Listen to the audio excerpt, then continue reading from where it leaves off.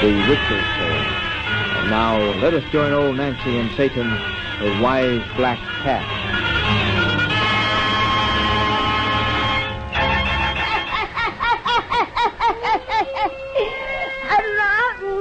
115-year-old I be today. Yes, sir, 115-year-old. Well, Satan, what kind of a nice, cheerful little bedtime story will we tell these folks tonight? What say? A Scotch story? Why Scotch? So's to keep fresh in your mind that one of your principal New Year's resolutions is to cut down expenses. Now, what kind of expense can a tomcat have? You say ask any tabby cat. All right, Satan. If it'll help you to economize on milk, fish heads, and catnip tea to hear a Scotch story, old Nancy will be happy to oblige. And what's more, she's going to tell you one that's absolutely true. Yes, sir. The main points of what you're going to hear now, strange as it may seem, can all be found set down as facts in the court records of old Scotland. Everyone douse their lights so's we'll have it nice and dark. That's it. Now drop to the fire and gaze into the embers. Gaze into them deep. And soon you'll see back through time to the year of 1662. Soon you'll see inside the kitchen of a farmhouse. Soon you'll hear an angry man a-talking. Soon you'll know what happens when you call in the devil's name. In the devil's name.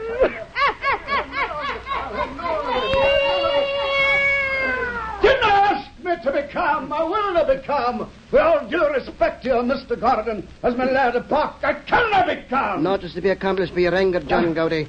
Your wife remains fast in yon room where she locked herself, and each mad cry you make gives her fresh determination to come out no more amongst us. The stubborn wench, I did a rhyme to reason with her. A stout rat across the back is what she needs. The devil's spawn. Oh, John, please don't speak so, my sister. Did you say with her? I take no bicker for her pauper relative. This is getting nowhere. I offered to come and reason with your wife or her unbecoming conduct. But since you give me the opportunity, it's plain my time is wasted. Did I reach for your hat, Mr. Gordon? Well, I ken the favour you've done to me, a simple farmer, that come into this house, but to help me in my trouble. I mean no disrespect to you in my anger, but I cannot control myself when I ken that woman's crime. 3 Sabbaths in a row she's acted in the sinful manner. 3 Sabbaths in a row she's refused to gang with me to kirk. And now again this night, when there was special prayer meeting, she's flaunted her God and my husbandly authority and stayed away for a holy Presbyterian service. She must have a reason she wouldn't tell us. A reason for such black crime as that? The only reason she can have is that which Master Harry Forbes gave out this night when he looked down for his pulpit and glimpsed her empty pew. What did he say? You heard him. He said, "Them as dinna come to kirk 3 Sabbaths in a row and again for special prayer meeting must be out upon the devil's business." And such words are dangerous coming from the pulpit, particularly now that our countryside is plagued with witchcraft. And a fine thing it is for me, the richest farmer in Aldean, had to be cried upon by people as the husband of a witch. Please dinna say such things. You both ken well that Isabel is nothing of the kind. Such idle talk as this grows into fearsome tales. And should it come to the ears of the King's Majesty... It would be a good thing, and they took it up. To be wedded at the stake would soon curb her haughty pride. John, I beg you. Enough of this. If you want, I should try fair talk with your wife, John Gowdy. You and Mr. Annie gang out of the sight and hearing while I'd try to persuade her to unlock yon door. Then I dinna wish to be disturbed. I go, but she's the devil's own. I ken you'll have but small success. Come, John, please. All right. Mistress Gowdy, will you come out now? I'm here alone. I tell you, these walls be thin, and I heard all was said. I heard that I am the devil's own, a witch. Ha ha! That my husband would like to take a rod to me. If he ever dared, Oh, won't you please come out and let me talk with you, Mistress Gowdy?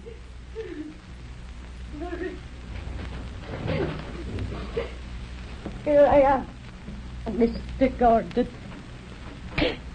You have more brain than my husband, and should know that talk is useless. I have better eyes than your husband also, and can see you're a beautiful woman with spirit, the kind I most admire. Is that your argument? Why I should gang to Kirk on Sabbath? One of my arguments. Let's hear the others.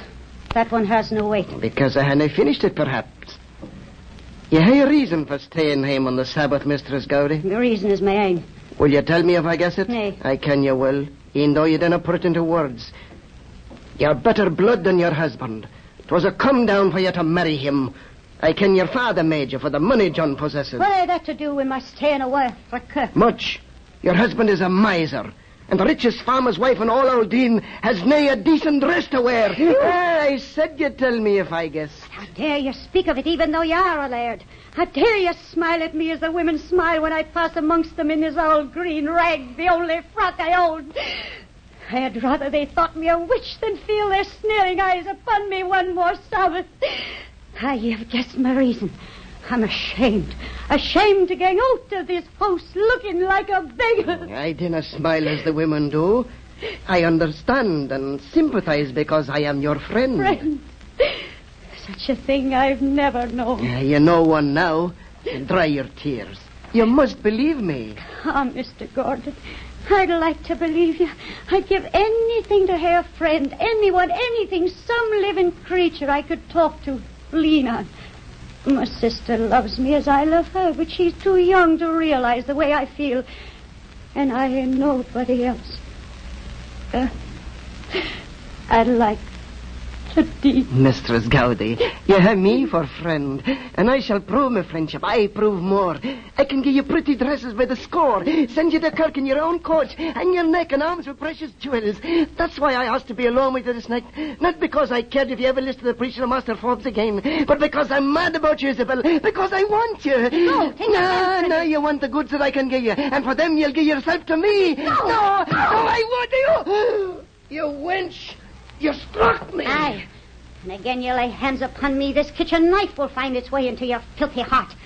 Say, this is your friendship. I might have known, for all that's ever come to me has had its bitter price. Think you I would sell myself for a dress, some gaudy trinkets? And to you, another old man like my husband? Nay. Once I have been sold. If I be again, it shall be for my own price. And to one who will set me high above such beasts as you who only wish me in the mire. Go, you old fool.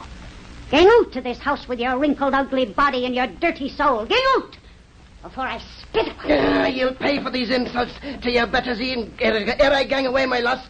John Gowdy, come ye here. So you would have me tell my husband what you just you tell him your tale. You tell him your tale, and I'll tell mine. What do you mean? You call, Mr. Gordon. You convince the wench that she must come to Nay, and from this night, Kirk will have her.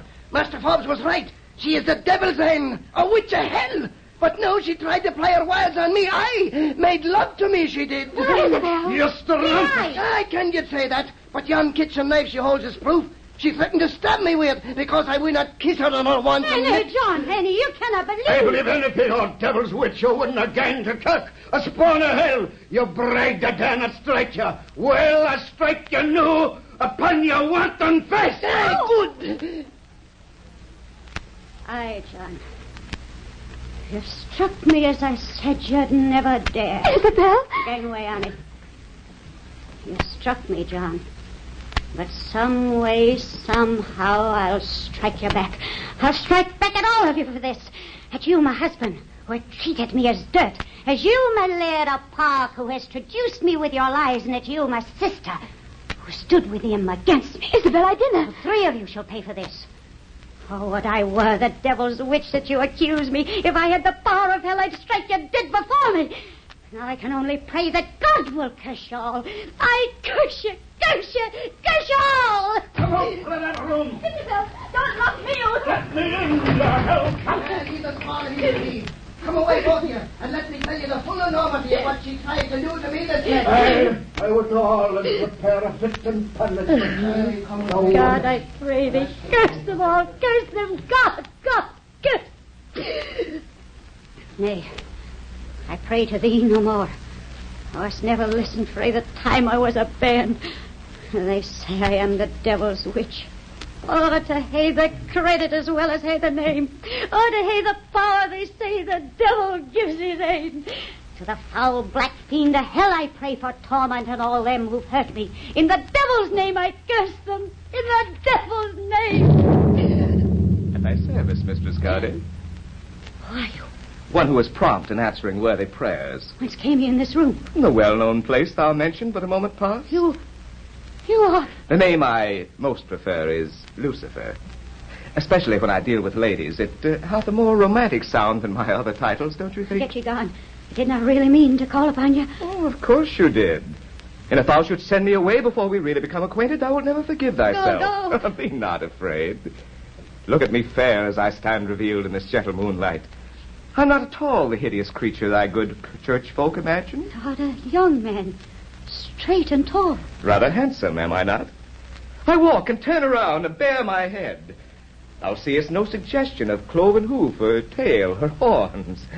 In fact, I'm the sort of young lover thou hast often dreamed would come to thee someday. Your great dark piercing eyes. You're the handsomest man I've ever seen. Thou art hungry for love as well as power and vengeance.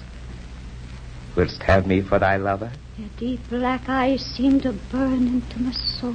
Far into thy heart, which is more important than the soul with women. Wilt have me, Isabel, and give thyself to me?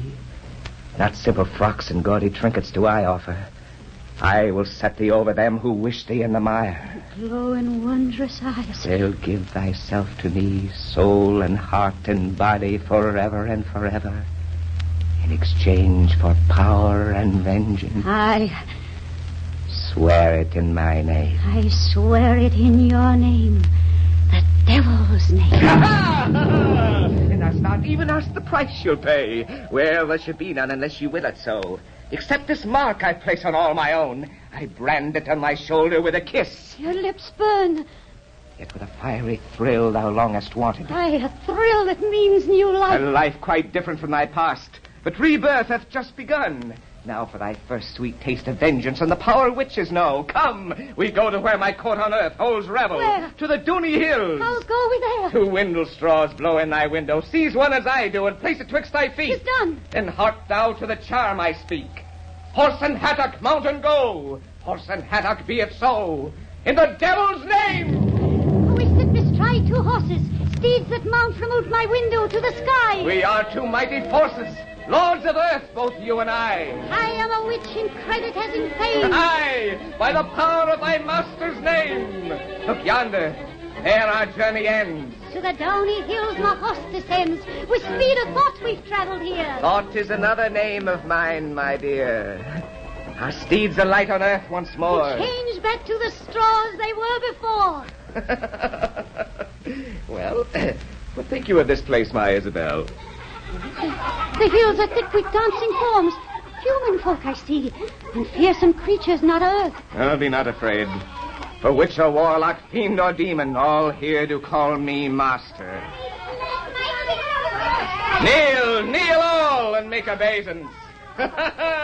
Here I am God. Here is my heaven. Look ye on my kingdom, woman. I see but awful ugliness about. Ah, ye too have lost your handsome looks and are the monster that men call Oh, you. nay. Gaze deep into mine eyes again and see that I am beautiful. Your eyes burn deep into my heart. And thou dost not repent thy bargain? I do not repent. Then enter in thy glory. Rise, ye witches, warlocks, usurers. Rise, all who are my subjects, and hail the newest of thy number. Now thou shalt have a servant, sweet. Oh, Dreamer, come. A wee demon. Ah, he's perched upon my shoulder. He shall be thy slave, invisible once we leave this place to all human eyes but thine. Fear him not. He's thy familiar spirit. Asmodeus, bring here my subject, Bessie Ball. Bessie Ball. I ken that name. Oh, thou shouldst in all learn she is thy neighbor. And she is... She is mine, as thou art. Thou wilt find many acquaintances here who have long been in my service. You called for me, great master. I have work for the old Bess. Because of all my Alder and Cohen, thou art the ugliest and meanest. That makes for beauty in my master's eye. Thou sayest true. Now, Mistress Isabel, for the vengeance I have promised. Mr. Gordon, Laird of Park, shall be the first to feel thy hate. I wish to see him. Wait. Death marks the end of worldly pain. Men must live to suffer truly. Hearken now to the devil's way of torture. The fool is vain and haughty. He delights to boast of his conquests o'er fair women. In that most tender spot we'll turn our dagger. Bessie Bald, drew thou a potent love charm for this Gordon Laird of Park. It is my will he marry thee. Nay, I didn't like the man. I'll torment him in your wish with pleasure, but I want him nay for husband. Thou art particular, my toothless hag. Useless I may be, and ugly, but I have a right to choose my mate. Thou hast no right but what I will. 'Twas ne'er a bargain that I be wife of man I hate. Silence! What the devil gives, he can also take away. Obey me not, and I bereave thee of thy power. I give thee to man's law to torture in the state. Nay, I do your bidding, master. And begone, all of you. Thou hast played enough tonight. Go back to the world and to my work.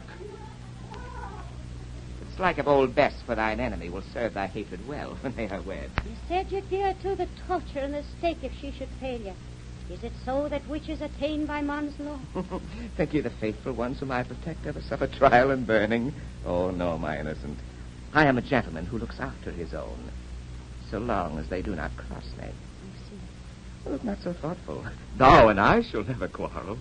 But come again to our windle straws. Now we ride to make thy vengeance quite complete. Do we strike my husband? Not yet. We call upon the Laird of Park, for thou hast another pretty gift for him. What? Thou soon shalt see. Place the straw betwixt thy feet and say the charm I taught thee. Aye, horse and haddock, mount and go. Horse and haddock, be it so, in the devil's name. In the devil's name! Arise from the horse astride. With speed of thought again we ride. Look down. We've reached the place you know. I see the house of hawk below. To thine eyes I make its walls but I bare. see Laird Gordon sitting there. Take this knife and from thy head cut that lock of thine hair so red. I obey, but tell me Ha why. ha! You'll learn that by and by. Hover good steeds above this roof, and we'll put the power of a witch to proof.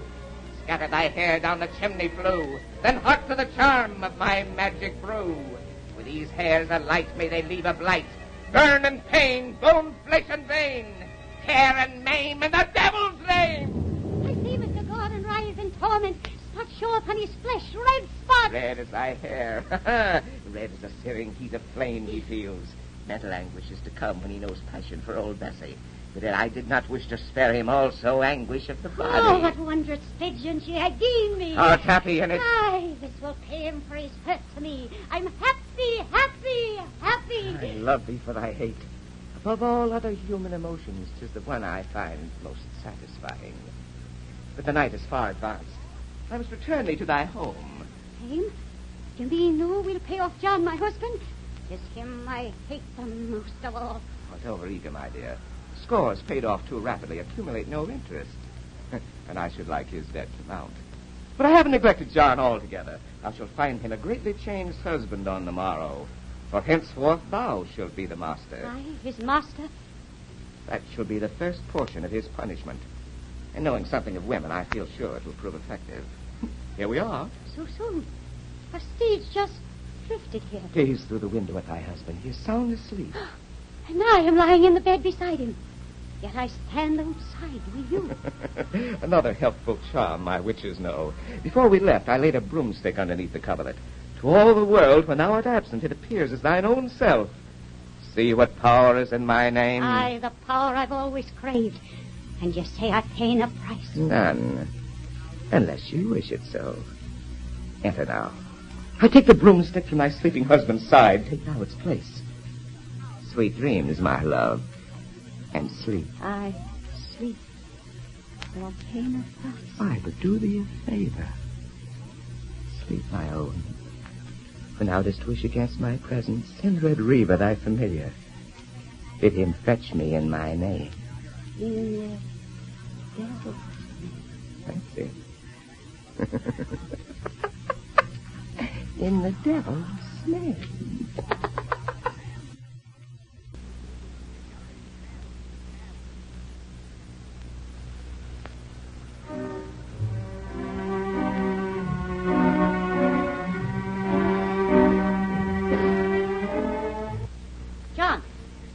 Gowdy, didn't you hear me call you? Isabel, I'm here. You're after answer when I speak the first time. I'm sorry, Isabel. I didn't mean to vex you. Never mind your excuses. Gang out and put the coos to bed. And dinner hurry back. I wish to have speech with my sister Anne, alone. Isabel, again. Isabel, what have you done to John to change him so? In a single week he's dropped all his bullying ways and become as meek as mice. If you weren't my own blood sister, I'd say you were a witch indeed, and had wrought the change by devil's charms. But of course, even Master Forbes has apologised for that dark hint he made a butcher for the pulpit. Aye, and the gossip of our neighbours has likewise turned about. Aye. They gaze upon me with respect at last. And John ain't bought you a new dress.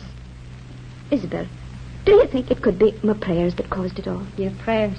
I never had told you, but ever since you married John, I've known how unhappy you were. So each night I prayed to God that your burden be made light. Oh, Annie, and I cursed you with the others on that night. You were beside yourself. I can, Will, you didn't mean it? Nay, I didn't mean it. The words burst out without my knowing. Annie, you're the only thing I've ever loved. You do forgive me, frame of words. You can, I do. I've told you so for 50 times. Aye, but I cursed you in the devil's name. That means not. 'Tis just an expression that everybody uses. Aye, that's all. Annie, I wish to talk to you alone this night. I've got to talk to someone. What about? Annie, do you see a small red creature perched upon my shoulder? A small red? Tell me, do you see it? No. And here where I bear my flesh, do you see a mark that looks as if two burning lips had pressed there? I see not. I must have dreamt it all. Be still dreaming. I didn't understand you. Never mind. 'Tis late and you hear an appointment with young Andrew Burns that walk upon the moor. Gang on. I would be alone. But dinner stay out late. I will now, Isabel. Wait. Tell me again what happened on that night a week ago. After John struck me and I went into your room. I've already told you so often you must ken it no Well, behalf. tell it again. I'm trying to write things in my mind. Well, Mr. Gordon told John some more of how you tried to make love to him. The old ninny. And John talked tie of how he'd have you before the magistrates for the shame you'd brought upon him. Then suddenly a funny look come over Mr. Gordon's face, and he blurted out the whole truth of how he'd lied. Then he went home and John went into bed. Beside of me. Of course. And you were sleeping like a stick of wood after all your temper. Then I went to bed myself, and that's all that happened, except I think the painful sickness that came on Mr. Gordon that night was a punishment for heaven for the harm he tried to do you. Aye, a punishment for heaven. Oh, I must have had a dream. Tell me of this dream you prayed of. 'Tisn't important. Gang you gone. All right. Oh, I forgot to tell you the latest gossip for the village. It slipped my mind when I returned. Isabel, you ken old Bessie Bald. Bessie Bald? Aye, the ugliest body in Ardern. Well, it is hard to believe, but they say Mr. Gordon, despite his burn and sickness, was seen last night coming from her cottage. And Janet Murdoch, who happened by, swears she saw him kiss our Bess. It was ne'er a dream I had, but truth. Isabel.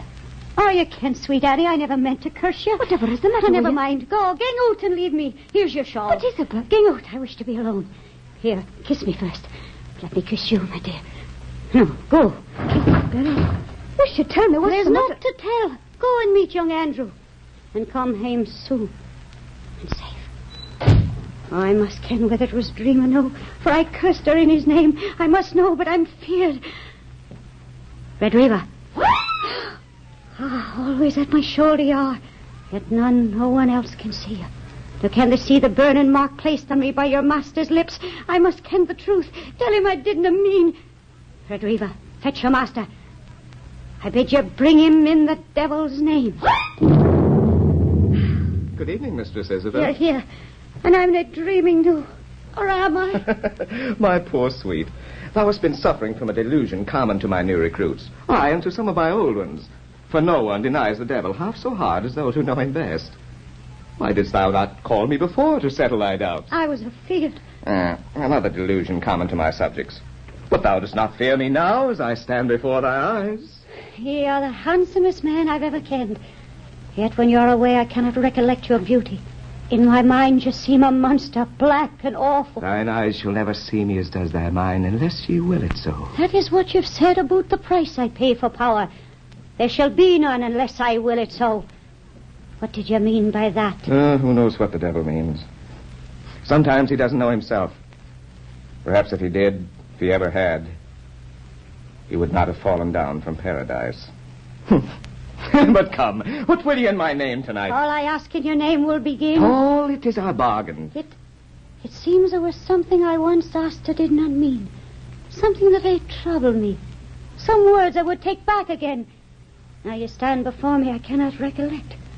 You look upon me with your great, dark, burning eyes, and all I ken is that I am your slave. Yet I cannot be a slave, for you made of me a master. Perhaps what thou art striving to remember is thy curse upon thy husband, as thy hate for him abated. Nay, him still I curse. But there was someone else. Thou thinkest of the Laird of Par. Nay, him too I wish to suffer. Oh, then the errant thought you cannot bring to mind must be that final vengeance on thy husband is too long delayed. That must be it, my Isabel. For hate is all that matters to me. Hate for him who trampled on thy pride. Hate for him who struck thee. Hate. Hate is all that matters. Hate.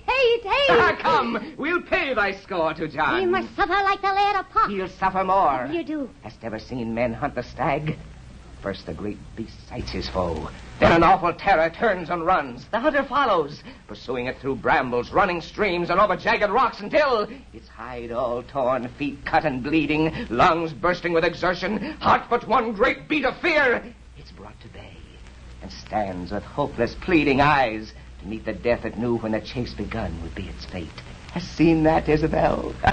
Well, the stag is noble game, but the greatest hunt of all is man himself.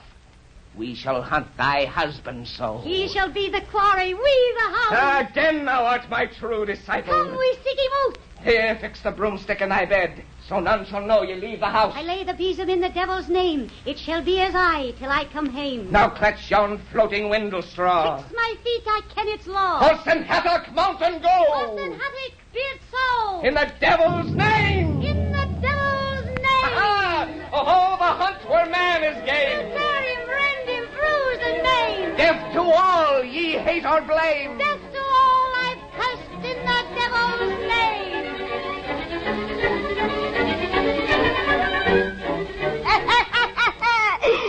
She forgot she cursed her sister, Satan.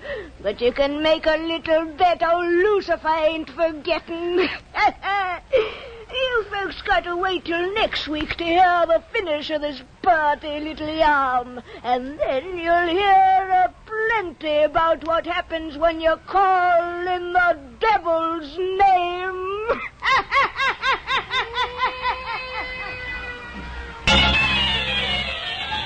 This concludes part one of the two-part drama and the 265th broadcast of The Witch's Tale, written and produced by Alonzo Dean Cole.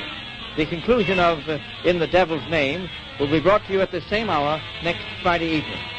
Your announcer is Roger Bauer.